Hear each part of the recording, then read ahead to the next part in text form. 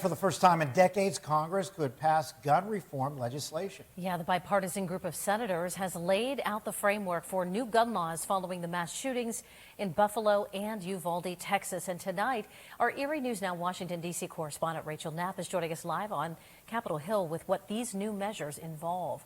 Good evening, Rachel. Good evening, Mike and Eva.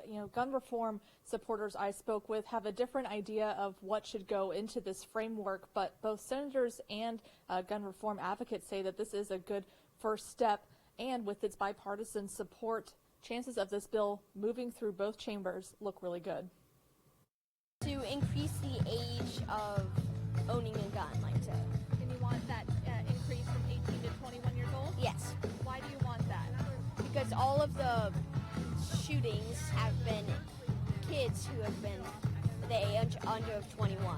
Cal, a fifth grade student, was part of Washington, D.C.'s March for Our Lives rally over the weekend.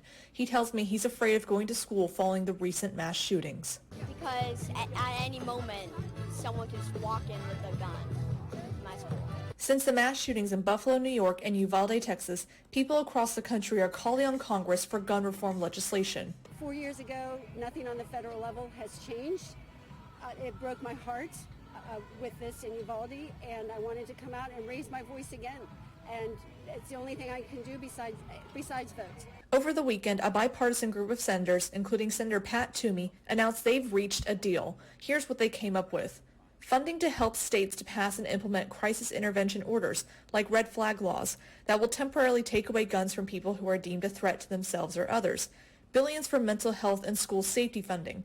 Someone who is convicted of domestic abuse cannot buy a gun, making gun trafficking and straw purchasing illegal. Enhanced background checks for people younger than 21 years old who want to buy a gun, including a short pause to conduct the check.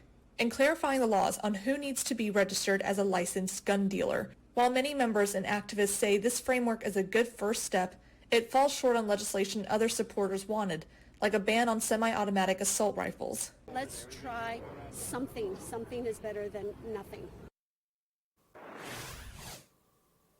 Senate Majority Leader Chuck Schumer says that once this framework is put into legislative text, that he wants to move this to the floor for a vote. And again, this idea essentially has 10 Republican senators on board with this, meaning that it has a really good chance of making it out of the Senate, which, as we've seen in the past with other hot topic issues, it's been very difficult to move any of these bills out of this chamber.